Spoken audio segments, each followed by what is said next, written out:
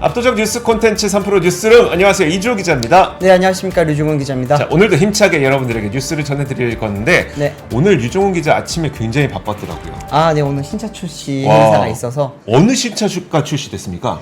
이탈리아 차입니다. 차. 이탈리아에는 슈퍼카들이 많죠.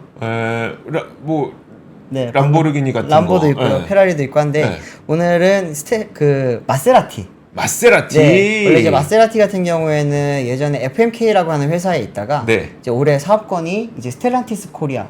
이제 글로벌리 봤을 때 모기업이 스텔란티스 그룹 안에 마세라티가 있거든요. 네. 이제 국내에서도 이제 스텔란티스 쪽으로 이렇게 이제 사업권이 이전이 되면서 오늘 새롭게 출범하는 행사가 있었고 여기서 신차 출시가 네. 공개가 됐습니다. 자, 한번 네, 띄워주세요. 보시죠. 어떤 차량이냐 하면은 이제 투도어 쿠페와 투도어 까브리올레 차량인데 네. 이름이 그란 트리스모랑 그란 까브리오입니다. 어. 이 차인데 뭐 워낙 잘 아시죠? 네. 위에 있는 게 그란 트리스모일 거고, 네. 아래 있는 게 그란 까브리올레. 까브리오. 네. 보통 이제 그 컨버터블 또는 까브리올레라고 하는 차량이 뚜껑이 열리는 차. 그렇죠. 그게 이제 까브리올레인데 이 차량 같은 경우 이름이 그란 까브리오입니다. 오늘 했는데 가서 현장에서 봤을 때는 차가 근데 굉장히 멋있고 그런데 이제 요즘 확실히 그 이제 전기차 때문인지 네. 마력이라든지 토크 같은 그런 부분에 대해서 이제 조금 약간 인플레 같은 느낌이에요. 자, 마력 얼마입니까? 이 차가 550마력이거든요. 550마력? 아이오닉 5N 안 되는 거잖아요. 걔 650마력이에요. 요즘 뭐 테슬라 플레드 같은 경우에는 1000마력 넘잖아요. 1000마력 넘죠. 그러다 보니까 이제 조금은 약간 전기차가 오면서 내연기관이 주는 그런 힘? 네. 그런 힘에 대해서만큼은 조금은 약간 느낌이 달라지는 것 같아요. 근데 또 마세라티는 배기음이죠. 배기음이죠. 엔진음이랑 배기음이 왕 해주는 게 있으니까 네, 아주 좋죠. 이게 그 오디오로 하는 거잖아요. 진짜 엔진으로도 합니다. 그래요? 네네. 알겠습니다. 네. 자, 기분 좋게 한번 보시고 뉴스 들어가겠습니다. 자, 뉴스 들어가겠습니다. 첫 번째 뉴스, 가장 중요한 뉴스가 하나 터졌습니다. 어떤 뉴스죠? 자, 진짜 제일 중요합니다. 황금 연휴가 늘어납니다. 박수. 자, 여러분, 황금 연휴가 늘어날 가능성이 있어요. 오늘 그 역동경제 로드맵을 정부에서 발표를 했는데, 네네. 지금은 이제 우리가 휴일 이제 공휴일이나 이런 것들이 예를 들어 만약에 갑자기 좀 느닷없이 수요일에 껴있으면 네. 월, 화 일하고 수요일에 그러니까 수요일에 쉬었다가 목, 금 일하고 이래야 되잖아요. 그렇죠. 그게 또 근데 목요일에 돼 있으면 뭐 또 징검다리로 쉬기도 하지만 아니면 뭐 이렇게 거기다 연차 붙여갖고 쓰기도 하고 뭐 이런 식이잖아요. 네네. 이런 것들을 좀 일률적으로 이게 예측 불가능하다 보니까 일률적으로 그러면 우리가 뭐 5월 2일 뭐 6월 25일 이렇게 날짜로 하지 말고 네. 요일로 하자. 몇째 주 무슨 요일 네, 이런 5월 식으로. 뭐 첫째 주 금요일 네. 이러면 예를 들어 이제 5월 5일 어린이날이 네. 5월 5일이 아니라 이제 그냥 5월 첫째 주 금요일이 된다. 그러면 매년 금, 토, 일은 무조건 쉬는 거. 그런 약간 식으로. 미국 방식 같네요. 그렇죠. 네. 그렇게 좀 얘기를 하고 있다고 합니다. 근데 네. 이제 우리가 8월 15일 네. 광복절이잖아요. 그렇죠. 이건 못 바꾸죠. 못 바꾸죠. 이거 못 바꾸죠. 네. 그래서 특정 날짜를 기념해야 하는 이런 그 공휴일의 경우에는 바꾸지 않고 네네. 우리가 구정 연휴 이런 것들 있잖아요. 이런 네. 건 사실 바꿀 수 있잖아요. 그쵸. 신정 연휴 이런 것들. 네, 그런 거는 뭐 몇째 주 무슨 요일 이렇게 그쵸. 봐도 되겠네요. 그래서 그런 것들을 좀 바꾸는 방향을 앞으로 논의해 본다. 그래서 이제 언제부터 시작하냐? 내년까지 연구 용역 마무리하고 이르면 2026년 3월부터 황금 연휴를 종전보다 늘리겠습니다라는 발표가 있었습니다. 네. 기쁩니다. 네. 기쁜 소식이네요, 진짜. 제일 좋은 이야기라 가장 첫 번째로. 네. 네. 제가 그러면은 이제 오늘 역동경제 로드맵에서 또 좀 중요한 이야기 많이 나왔잖아요. 네. 그거부터 한번 말씀드리면은 일단은 이제 정부가 이번에 이야기했던 것 중에서 가장 핵심 내용은 자본시장 밸류업을 조금 시켜보겠다라는 겁니다. 이렇게 그래픽 하나 좀 띄워주시면서 제가 보면서 설명을 드리면 좋을 것 같은데 일단은 기업의 주주 환원을 조금 더 촉진시키기 위해서 주주 환원 이제 증가분에 대해 5%를 법인세 세액 공제를 하고 그리고 이제 주주의 배당 소득은 저율 분리 과세하겠다는 게 이번에 정부의 좀 추진 과제 중에서 핵심이었습니다. 네. 예를 들어서 설명을 드린다면은 최근 3년간 연평균 한 1,000억 원을 배당을 하다가 이제 배당금을 1,100억 원으로 이제 100억 원 정도 늘린 기업이 있다고 쳤을 때 네. 증가분 100억 원에 대해서는 직전 배당 평균치 5%를 초과한 나머지 50억 원에 대해 5%의 법인세를 세액공제해 주겠다는 그런 이야기입니다. 네. 근데 기업만 줘면 안 되잖아요. 우리 그렇죠. 투자자들도 줘야 되니까 투자자들에게는 이제 소득세를 좀 깎아주기로 했습니다. 배당소득 증가분에 대해서 금융소득이 2천만 원 이하일 경우 기존 14%에서 9%로 세율을 낮춰줍니다. 또 금융소득이 2천만 원을 초과할 경우에는 이제 기존에는 최고 45%의 누진 세율을 받았죠. 네. 근데 이제 배당소득 증가분을 분리과세를 하고요. 이거 정말 중요하죠. 네. 분리과세를 하고 이제 25%의 세율을 적용하는 방식을 이번에 추진을 한다고 합니다. 이번 대책에 따르면 이제 다른 소득이 없고 배당 소득이 1,200만 원일 경우 10만 원, 다른 소득이 없이 이제 배당 소득이 2,400만 원일 경우에는 20만 원, 또 이제 10억 원이고 배당 소득이 2,400만 원일 경우에는 이제 80만 원이 기존보다 또 줄게 된다고 합니다. 네. 또 하나는 이제 밸류업 기업을 비롯해서 매출 규모를 늘린 이제 스케일업 기업, 또 이제 기회 발전 특구 기업에 대해서는 이제 가업 상속 제도 이제 대폭 늘린다는 방침입니다. 법인세, 소득세, 상속세, 인센티브를 밸류업을 이렇게 유도를 하겠다라는 이야기고요. 또 재계에서 굉장히 또 강력하게 또 요구했던 게 뭐냐면은 네. 최대주주 주식 할증 평가도 좀 폐지를 해달라고 했습니다. 상속할 때. 그렇죠. 최대주주가 보유한 주식을 상속할 경우에 이제 평가액의 20%를 할증하는 제도잖아요. 그러다 보니까 최대 60%까지 세금을 내야 되는 경우가 많았거든요. 근데 이런 부분에 대해서 이제는 좀 폐지를 하기 위해서 중소기업을 제외한 기업의 최대 주주는 보유 주식을 상속 증여할 때 이제 경영권 프리미엄까지 고려를 해서 결국엔 60%까지 최대 냈었습니다. 이 부분에 대해서는 이제 직전 3년 매출 평균 5천억 원 미만의 이제 중견기업은 폐지를 하게 되고요. 또 한도는 이제 기존 600억 원에서 1,200억 원으로 또 늘리기로 했습니다. 또 하나는 대기업 기준을 충족하더라도 중소기업으로 남을 수 있는 유예 기간을 기존 3년에서 5년으로 확대한다고 합니다. 이거 같은 경우에는 이제 대기업이 되면은 많은 규제를 받는 게 그렇죠. 많잖아요. 네. 그리고 이제 정부로부터 받던 지원도 많이 끊기다 보니까 이런 부분에 대해서도 지금 좀 많이 늘려주기로 했던 거고요. 를 해준. 이게 그래서 피터팬 콤플렉스가 이제 중소기업들에서 그쵸. 생겼었잖아요. 네. 그러니까 이제 분명히 대기업으로 넘어갈 만한 자산 규모와 이제 매출 규모를 일으키고 있는데 네. 난 넘어가고 싶지 않은데 그렇죠. 이런 일들이 많이 발생을 했었는데 유예 기간을 좀 늘려준다는 거네요. 네, 또 하나는 이제 최대 69시간 근무 논란을 일으켰던 근로시간 제도도 이번에 개편을 하기 위해서 네. 하반기 때 좀 이야기를 한다고 합니다. 또 기재부가 지금 이런 이야기를 하면서 나왔던 게 어떤 거냐면은 연내 조세특례 제한법, 소득세법, 상속세 및 증여세법을 개정을 해야 이 앞서 말씀드린 것들을 다 추진을 할 수 있습니다. 네. 네, 이제 그러다 보니까 좀 야당 쪽에다가 조금 많이 도와달라고 이야기를 하고 있기는 한데 야당은 현재 지금 부자 감세를 앞세워서 좀 약간 반발을 하고 있는 맞아요. 상황이다 보니까 국회 통과를 일단은 해야 방금 말씀드렸던 그런 이제 정책들이 조금 이제 제대로 추진이 될 수 있기 때문에 바로 추진은 좀 어려울 것 같아요. 네, 일단은 네. 말 그대로 로드맵이기 때문에 여야 그리고 이제 대통령실에서 좀 합의를 조금 보려고 하는 지금 움직임을 이제 준비를 하고 있습니다. 알겠습니다. 그 상속세의 할증 폐지에 대해서 되게 논란이 좀 있긴 있더라고요. 그러니까 정치권별로 좀 논란이 있는데 예컨대 이제 부자 감세라고 주장하시는 분들께서는 그러면 그쪽에서 안 거둔 세금을 안 그래도 올해 그 세수가 많이 펑크날 가능성이 그렇죠. 좀 높은 상태잖아요. 네. 그럼 어디선가 세금을 걷어야 될 텐데 지금 부자들 감세해주고 그럼 나머지 세금은 일반인들한테 거두면 우리가 부자들 세금 내주는 거냐 이런 식으로 주장을 네. 하시는 그 부자 감세에 좀 반대하시는 분들은 네. 이제 그렇게 말씀하시고 반대로 또 재계에서는 이게 그 좀 과도하게 상속세가 할증이 되어 있었던 부분이 네. 상당히 어려웠다 보니까 이 부분을 또 계속 요구를 해왔었고 그래서 좀 논란이 계속 될 것 같긴 하네요. 그렇죠. 이게 사실 부자 감세 이야기라는 거는 글쎄 좀 되게 예민한 이야기이긴 그렇죠. 합니다. 네. 사실 근데 기업들이 이제 정상적으로 경영을 해왔고 이 부분을 이제 상속하는 과정에서 이 회사를 과연 그러면은 대주주 걸로 봐야 되느냐 네. 아니면은 이제 주주의 그냥 이제 다른 투자자들 포함한 주주의 걸로 봐야 되느냐 이야기까지로 가버리게 되면은 사실 되게 어려워집니다. 또 복잡해져요. 그러니까 네. 대주주 걸로 보면 네, 여기 그렇죠. 경영권 프리미엄이 붙는 거니까 그렇죠. 당연히 상속세는 할증을 해야 되는 거고 근데 주주의 걸로 보면 아니 대주주나 일반 주주나 같은 주주고 네. 주식의 개수가 다른 건데 거기다 프리미엄이 왜 붙냐 하면 이제 상속세는 또 할증이 안 돼야 되는 거고 네. 어려운 문제죠. 제가 현대차 안 좋다는 이야기를 많이 한 적이 없는데 그래요? 네.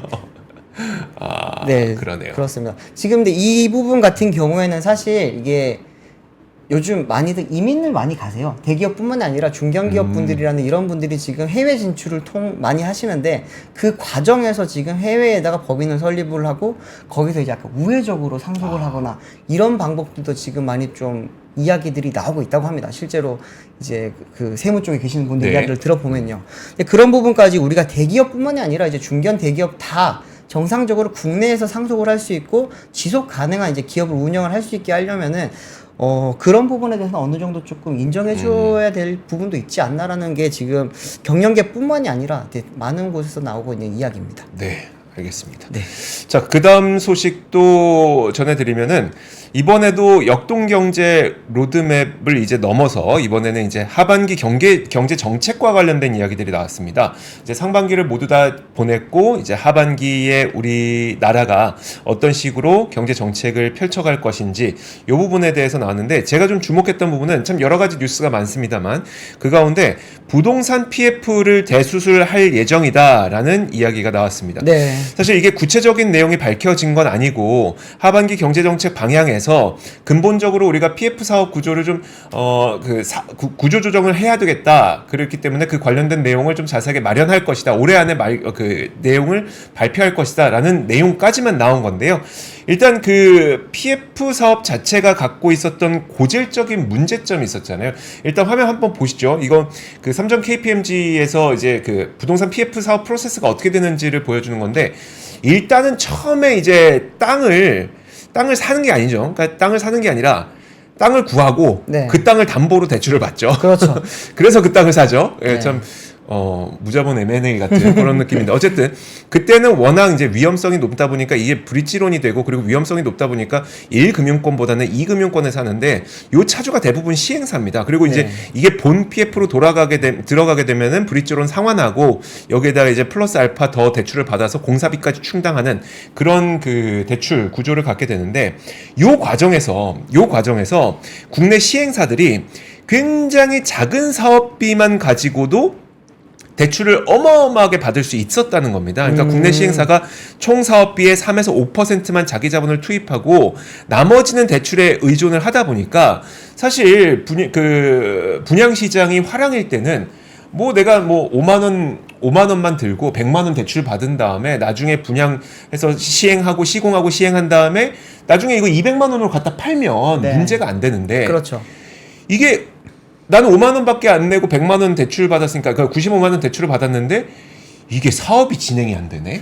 그러면 이 95만 원에 대한 이자를 계속 나와야 될 텐데 그리고 거기에 관련된 인건비나 그리고 이자 비용 이런 것도 계속 들어가야 되잖아요. 네. 그럼 걷잡을 수 없이 돈은 커지고 있는데 이 비용을 납부할 수가 없다 보니까 분양 시장이 이렇게 침체를 겪을 때는 이게 금융권까지 리스크가 전이될 가능성이 높다는 거죠. 네. 그러다 보니까 그러면 시행사가 자기 자본의 비율을 좀 더 높이는 방향, 자기 자본을 훨씬 더 많이 들고 있어야만 대출을 할 수 있게끔 하는 그런 방향을 좀 유도한다는 방침입니다. 그래서 PF 사업의 자기 자본 비율 확대를 유도하기 위해서 자기 자본 비율에 따른 인센티브를 좀 차등화한다는 그런 내용을 올해 안에 발표하겠다.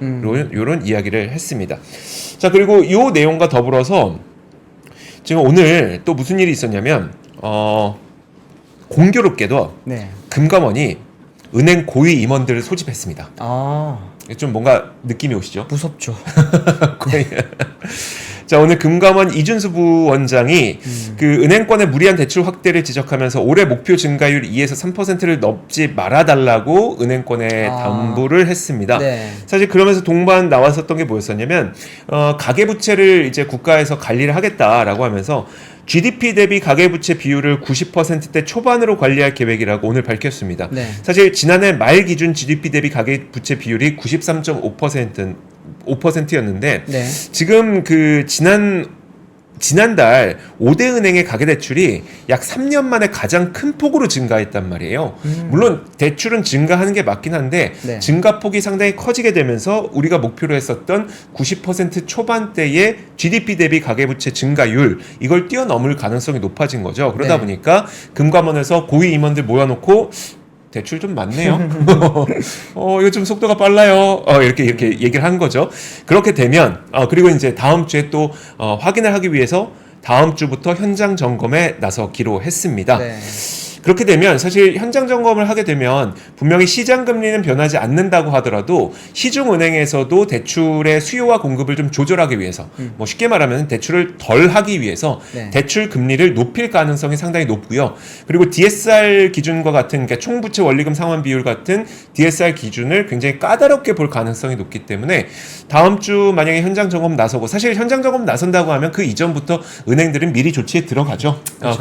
그렇다 보니까 당장 다음 주가 아니라 지금부터 아마 이렇게 우리가 사용하게 되는 대출 금리 그리고 우리가 대출을 받을 때 적용받게 되는 DSR 비율 이런 것들을 굉장히 깐깐하게 될 가능성이 좀 높습니다. 근데 이게 약간 좀 안타까운 점이 네. 우리가 인터넷 뱅킹에서 대출이 굉장히 많이 늘어났잖아요. 그렇죠. 근데 최근에 보니까 인터넷 뱅킹의 대출 금리가 그리 낮지 않더라고요. 그렇죠. 주택담보대출 같은 경우에는 이제는 이제 시중은행, 5대 은행이 더 네. 싼 것도 많아졌습니다. 그러니까 이게 네. 그래서 왜 그런지 이제 좀 취재를 해보니까 네. 결국은 그 가계부채를 관리하기 위해서 이렇게 쪼여오는데 그럼 우리가 낮게 계속 해줄 수 있어요? 이런 얘기가 나오는 거예요. 그렇죠. 참 우리는 사실 인터넷 뱅킹이라고 하는 거는 오프라인 매장이 없고 인건비가 상당히 적게 드니까 그러니까 그 줄어든 비용을 이용해서 서민들에게 훨씬 더 나은 이자를 제시해 주십시오. 이게 네. 인터넷 뱅킹의 어떤 취지자 목적인데 오히려 가계부채를 관리해야 될 때에는 인터넷 뱅킹도 어쩔 수 있나요? 그렇죠. 조절해야 되면 네. 금리 올려야죠. 이런 일들이 좀 발생을 하고 있습니다. 지금 방금 이제 나왔던 뉴스들을 다 종합해 보면 네. 이제는 자기 자본 비율이 높아져야 되는 거고 대출이 좀 어려워지는 상황으로 가는 것 같아요. 그렇죠. 그러면은 이제 서민들이 어떻게 보면은 물론 일을 하시는 분들이 월급도 받지만 또 긴급하게 돈을 써야 될 때도 많고 네. 또 하반기 때 이제 어떻게 보면 이사를 준비하시는 분이라든지 좀 큰 돈을 쓰려고 계획했던 분들은 조금은 어려워질 수도 있겠다라는 생각이 드네요. 네, 그렇죠. 네. 그러니까 좀 까다로워지겠죠. 네. 까다로워지겠죠.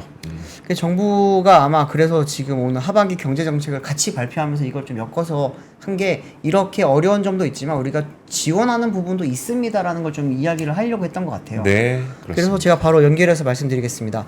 하반기 경제 정책 중에 이제 오늘 이야기 나왔던 것 중에 가장 좀 중심이 됐던 거는 이제 민생 안정자금 1조 원을 투입을 해서 이제 소상공인 자영업자 그리고 이제 서민들의 이제 삶을 조금 도와주겠다라는 이야기가 오늘 많이 나왔습니다. 네. 주요 이야기 중에는 이제 소상공인 자영업자 종합대책이라고 있었는데요. 여기 보시면은 이제 금융지원 3종 세트라는 게 있습니다.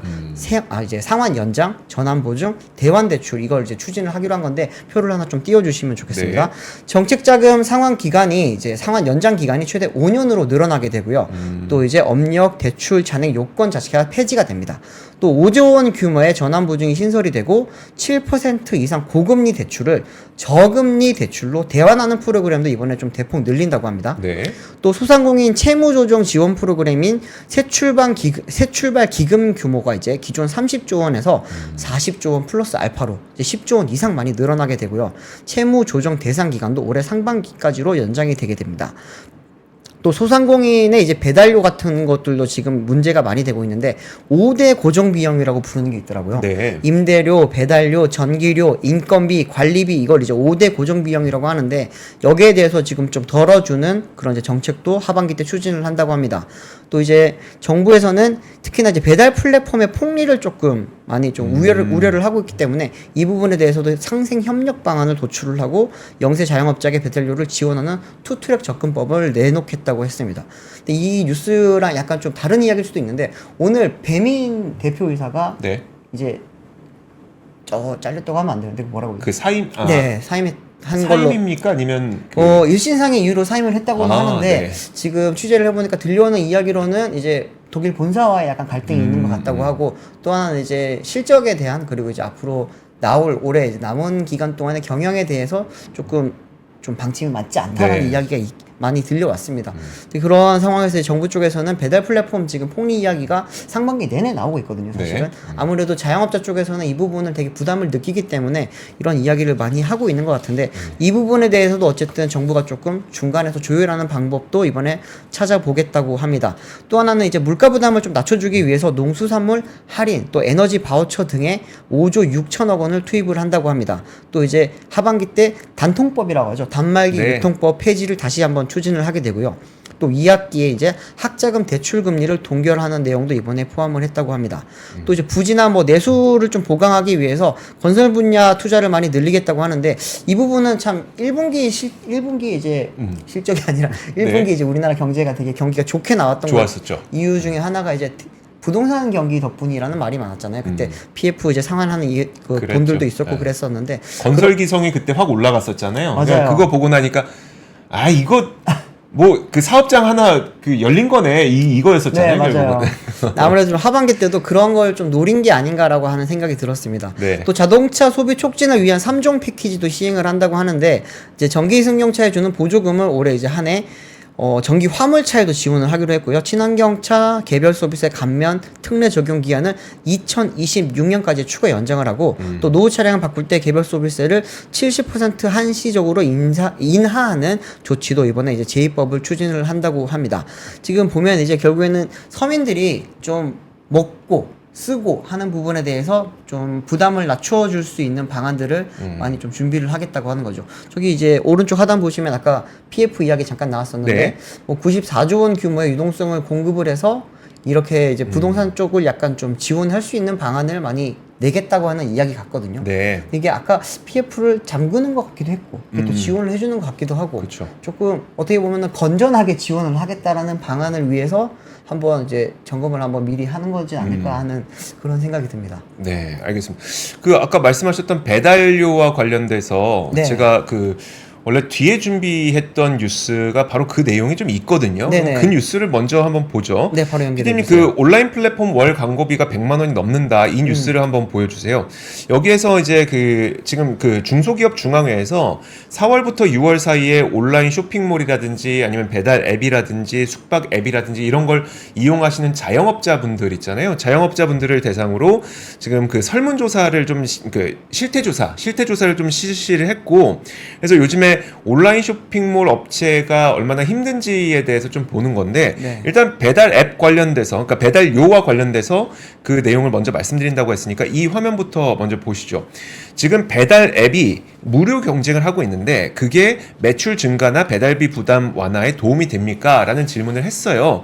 근데 거의 절반에 가까운 분들이 도움 안 된다라고 얘기를 하고 있습니다. 네. 뭐 그리고 일부에서는 매출 증가하고 그러니까 매출 증가와 배달비 부담 완화에 모두 도움된다라고 하는 응답도 24% 있긴 있죠. 네네. 근데 이제 매출 증가는 되는데 배달비는 부담 완화가 안 되던데라고 하는 게 13%. 배달비는 좀 줄어든 것 같은데 저는 매출이 안 늘던데요가 15%. 거의 한 30%가 가까운 분들은 뭐 조금 도움 있는 것 같지만 잘은 모르겠습니다가 30%. 도움 없는 대우가 거의 절반. 도움 되는 대우가 한 24%. 이 정도라고 보시면 될 것 같습니다. 이 뉴스 조금만 더 전해드리면 네. 사실 그 여기에서 뉴스의 핵심 포인트는 뭐였었냐면 지금 그 예를 들어 온라인 쇼핑몰을 이 온라인 쇼핑몰에서 장사를 하는 자영업자라든지 배달 앱에서 자영업자라든지 아니면 숙박 앱 자영업자라든지 이런 분들이 월 평균적으로 지출하는 광고비가 거의 100만 원이 넘는다는 게 핵심이었어요. 근데 사실 저도 이제 그 셀러분들이나 아니면 이제 이커머스에 계시는 분들, 자영업자분들을 좀 취재해 보면은 가장 많이 하는 얘기가 뭐냐면 분명 이건 광고비는 맞는데 네. 그러니까 광고비라고 하는 거는 내가 스스로 이걸 광고를 해야 되겠다 해서 지불하는 금액이 광고비잖아요. 그렇죠. 근데 사실상 이게 수수료처럼 느껴지는 광고비가 명목이 되게 많다는 거예요. 네. 그러니까 플랫폼에 있다 보면은 결국은 내 제품이 다른 제품에 비해서 더 많이 팔려야 되기 때문에 이 광고를 내 스스로 선택할 수 있으면 좋은데 네. 약간 이게 사실 그 셀러 그 사장님들은 그 BM이라고 하나요? 그 저기 플랫폼에 있는 매니저가 따로 있거든요. 네, 매니저가 네. 따로 있잖아요. 그분들하고 이제 개별적으로 소통을 하면서 그 계속 사업을 진행을 하시는데 이게 알게 모르게 압박이 있다는 거죠. 그럼 이게 와, 이게 사실상 광고비인지 아니면 나의 그 수수료인지 이게 좀 헷갈릴 정도로 네. 좀 그렇다는 겁니다. 그러다 보니까 다음 표도 한번 보여주시면 숙박앱 입점 업체들이 경험했던 불공정 거래 부당 행위 유형을 보면은 가장 많은 비중을 차지하는 게 40%, 불필요한 광고나 부가 서비스 강요. 그러니까 이게 참 분명히 그러니까 업체 플랫폼 업체를 취재해 보면 아이 광고다. 스스로 하는 거다. 근데 이게 사장님들 취재해 보면 이게 좀 압박이 센데 압박이 세다는 이런 얘기가 시기의 반응인 거예요. 네. 이런 가운데 다시 한번 쿠팡과 테무 이용자가 좀 늘어나고 있습니다. 그래서 사실 제가 이거를 보여드리는 건 뭐냐면 그 결국은 사실 자영업자분들이 있어야 플랫폼이 커지는 거잖아요. 그렇죠. 그런 가운데 지금 알리익스프레스 지금 3조 원 투자해갖고 국내에 물류센터 만든다면서요. 네. 그럼 좀 할 수 있지 않나요? 좀 그러게요. 좀 여유 있을 것 같은 여유가 아니죠. 경쟁이 있을 것 같은데 네. 좀 서로 경쟁을 해서 우리 자영업자분들 왜 이 말씀 드리는 이유가 뭐냐면 우리나라에서 그럼 자영업을 하시는 분들이 네. 나는 사업을 할 거야가 좋아서 자영업을 하는 사람들도 꽤 많지만 네. 문제는 뭐냐면 내가 50대에 퇴직을 했는데 뭐 하지 하다 보니까 밀려서 자영업자 하시는 분들 많아요. 그런 분들이 많죠. 그래서 그렇습니다. 네. 그래서 좀 이 말씀을 드리는 겁니다. 그렇다고요. 네. 자, 다음 뉴스 한번 보도록 하죠. 알겠습니다. 다음 뉴스는 현대차가 이제 인도네시아 시장을 요즘 공을 좀 많이 들이고 있습니다. 그러니까요. 네, 그 중에서 이제 현대차랑 LG 에너지 솔루션이 이제 합작을 해서 만든 배터리셀 조인트 벤처인 HLI 이제 현대 LG 인도네시아 그린파워라고 하는 회사가 있거든요. 오늘 이제 공장 준공식을 가졌습니다. 여기서 이제 만드는 배터리셀 같은 경우에는 이제 현대차가 인도네시아에서 자체 생산하는 코나 일렉트릭 전기차에 이제 배터리가 탑재가 될 예정이고요. 또 이제 얼마 전에 이제 부산 모빌리티 쇼에서 공개했었던 이제 이제는 경차가 아니죠. 네. 소형 SUV 전기차인 이제 캐스퍼 일렉트릭 거기에도 이제 여기 HLI 그린파워에서 생산하는 배터리가 탑재된다고 합니다. 오늘 이제 여기에는 그 준공식에는 조코 위도도 인도네시아 대통령이 참석을 했고요. 네. 또 정의선 현대차 회장도 갔었고 정인교 통상교섭본부장 이런 분들이 와서 오늘 좀 기념식을 열었는데 여기에서 이제 1호차를 생산을 한 것에 대해서 이제 코나 일렉트릭 1호차에 대해서 이제 조코 위도도 대통령이 막 설명도 직접 하고 네. 뭐 나중에 이제 시승도 하고 막 이렇게 한다고 합니다. HLI 그린파워 같은 경우에는 이제 인도네시아의 첫 번째 배터리셀 공장이라고 하고요. 총 32만 제곱미터 부지에 연간 10기가와트시 규모의 배터리를 생산을 하게 된다고 합니다. 10기가와트시요? 네. 오. 10기가와트시면은 몇 몇 대죠? 몇 대죠? 100만 대?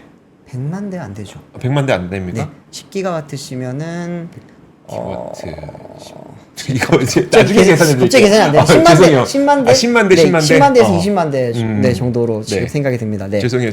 근데 지금 최근에 이제 현대차가 아세안 시장 되게 많이 공을 들이고 있거든요. 네. 인도 시장 같은 경우에도 지금 IPO를 추진을 하고 있고 이제 거기서 이제 4조 원 정도를 이렇게 이번에 확보를 하게 되면은 공장도 지금 새롭게 좀 많이 바꿀 예정이고요. 네. 또 인도네시아랑 베트남 이제 이곳을 통해서 지금 거기서도 법인을 지금 만들어서 이제 공장도 짓고 또 이제 생산 판매도 많이 하고 있습니다.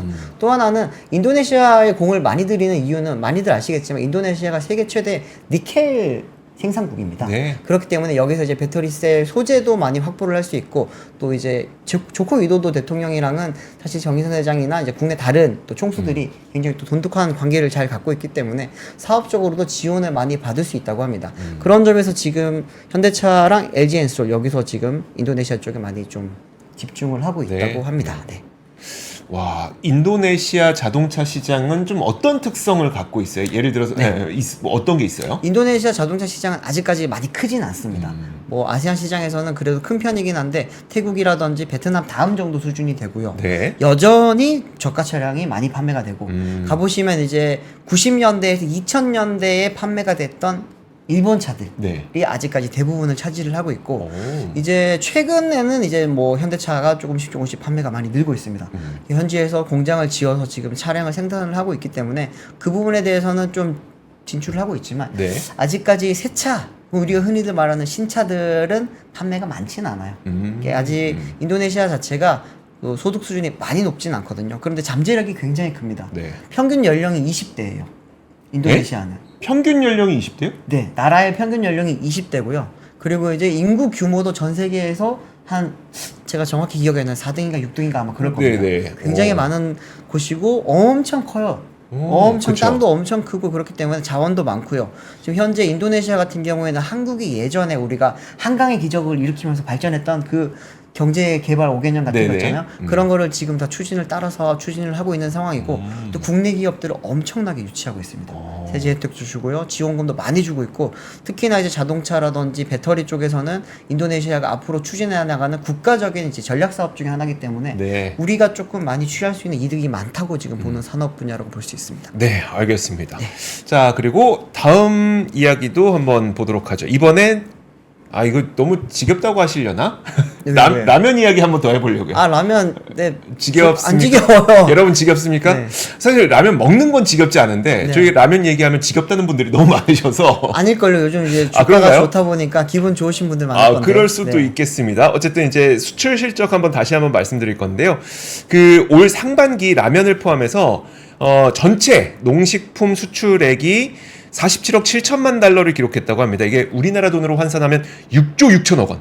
상반기에만 6조 6천억 원. 그러면은 하반기까지 만약에 이 속도대로 그대로 간다고 했을 때 거의 한 13조 원. 먹는 걸로만 13조 원. 엄청나지 않습니까? 네. 와, 그렇습니다. 그리고 상반기를 작년 동기 대비 비교를 해보니까 6.7%. 그리고 그럼 가장 많이 수출한 국가를 살펴보니 미국, 중국, 일본 순이었다고 합니다. 사실 제가 이게 그 제목을 라면 비켜, 라면 나가신다라고 했던 게 우리가 일본에도 이 관련된 거 수출을 많이 하는데 네. 과거에 우리는 그러니까 물론 라멘이 직접 일본에서 우리나라로 수입됐다기보다는 네. 우리나라에 있는 분들이 라멘을 만들어서 많이 자영업자분들이 파신 거잖아요. 네네. 그렇긴 한데 어쨌든 라멘이라는 문화를 우리가 받아들였지만 이제는 저리 비켜! 라면이다! 라는 취지에서 한번 네. 보여드렸습니다. 실제로 해외 시장에서 한국 라면의 인기가 상당히 뜨거워서 지금 보면은 K푸드 가운데 가장 많이 수출된 품목이 라면이었습니다. 1년 전보다 30% 넘게 늘어서 6억 달러에 육박했고요. 그리고 그 한국 라면 시장에서 그 한국 라면의 최대 시장이 중국하고 미국인데 여기에서 지금 온라인 채널이나 대형마트 입점 이런 것들이 상당히 가파르게 늘어나고 있다는 거예요. 네. 이게 되게 중요한 게 뭐냐면 사실 우리가 그 옛날에 뭐 초코파이가 왜 잘 팔리는지 모르겠습니다만 잘 팔립니다. 내지는 그 러시아에서 팔도 도시락이 왜 잘 팔리는지 모르겠습니다만 잘 팔립니다. 네. 그 동아오스카의 바카스가 왜 캄보디아에서 잘 팔리는지는 모르겠습니다만 잘 팔립니다. 그쵸. 라고 했을 때에는 대부분 이거 오파상들이 이거 괜찮네라고 해서 그러니까 자기들이 무역을 했던 거였잖아요. 네. 그거는 사실 그렇게 안정적인 수출이라고 보기가 좀 어렵고 전략적인 수출이라고 보기가 어려운데 지금 온라인 채널, 대형마트, 유통망을 뚫고 안착한 거니까 네. 상당히 안정적으로 적이고 전략적으로 수출을 할 수 있다는 측면에서 좀 긍정적으로 보이죠. 그리고 증가율 측면에서 최고의 품목은 바로 쌀 가공품이었다고 하는데 냉동 김밥. 이거 진짜 냉동김밥. 네. 미국에 수출되는 그 트레이더스 우영. 트레이더스. 네. 그 김밥 한번 먹어보고 싶네요. 그러게요. 냉동 김밥, 그 다음에 막걸리 이런 걸 포함하는 쌀 가공품이 거의 작년보다 41%나 늘었다. 41% 진짜 많이 41%. 늘었다. 속도로는 이게 최고다. 네. 제일 잘 팔린 건 라면이다. 그렇습니다. 이게 아마 여기에는 삼양식품이 되게 큰 영향을 미쳤겠죠? 농심하고 농심. 의 신라면하고 네. 그렇죠. 농심 같은 경우는 근데 해외 직접 생산이 많은데 그렇죠. 삼양 같은 네. 경우에는 국내 공장에서 지금 다 만들어서 생산을 해서 수출을 하고 있거든요. 네. 그렇기 때문에 큰 영향을 미쳤을 것 같네요, 진짜. 네. 네. 자, 다음 소식은 짧게 전달해드리겠습니다. 네. 네, 시간이 많지 않네요. 다음 소식은 이제 최저임금위원회가 지금 계속 현재 열리고 있는데 어제 저녁에 확정이 된 게 어떤 거였냐면은 지금 올해 최저임금을 정할 때는 내년에 확정되는 그 최저임금도 중요하지만 네. 업종별로 차등 지급을 할 수 있게 좀 방안을 마련해보자라는 게 이번에 좀 쟁점 중에 하나였습니다. 그런데 이제 어제 투표를 통해서 결국에는 7차 전원회의에서 업종별 구분 적용 여부 표결을 붙였는데 네. 이제 찬성 11표, 반대가 15표, 무효 한 표로 이렇게 부결이 됐습니다. 이렇게 되면서 결국에는 이제 업종별로 차등을 지급하는 차등 적용하는 거는 이제 폐지가 됐고 네. 지금처럼 똑같이 적용을 하게 된다고 합니다. 현재 그 최저 임금이 얼마인지 혹시 아실까요? 9,800 죄송합니다. 맞습니다. 네, 9,860원입니다. 아, 9,800. 이제 현재 9,860원이다 아, 네. 보니까 내년에 이제 만약에 140원만 올라도 10,000원을 돌파를 하게 됩니다. 네. 그렇게 되면서 지금 경영계라든지 자영업자들 이쪽에서는 지금 이제 제발 좀 동결을 하자라고 하는 상황이고 노동계에서는 12,500원까지 올려달라고 지금 이야기를 하고 있습니다. 근데 이게 올해도 작년에도 그랬거든요. 굉장히 좀 날선 공방전이 펼쳐졌고 사실 그리고 결국에는 이제 9,860원으로 됐는데 올해 같은 경우에도 10,000원을 넘을지 말지에 대해서 지금 내년 최저임금이 10,000원을 넘게 되면은 어떻게 될 것인가에 대해서 지금 여러 분석이 많이 나오고 있기는 한데 되게 좀 자영업자분들이 많이 부담스러워하는 것 같아요. 그렇다고 최저임금 근로자분들도 네, 좀 힘들잖아요. 네. 그러니까 참 이게 이러다 또 결국은 공익위원회에서 한 3% 올리시죠 이러고 끝나는 거 아닙니까? 그러면은 10,000원 넘습니다. 아 3%도 지금 그러네. 1.4%만 올려도 10,000원입니다. 아 1.4%만 올려도 10,000원이 네. 넘는군요. 그런 아. 상황이다 보니까 지금 이제 결국에는 계속 동결을 요청을 하는 상황이고요. 근데 노동계에서는 지금 최근에 인플레이션 오른 거라든지 뭐 물가 상승 그리고 네. 여러 가지 상황을 고려를 했을 때 이 정도는 받아야 됩니다라고 하는 지금 이야기를 하는 상황입니다.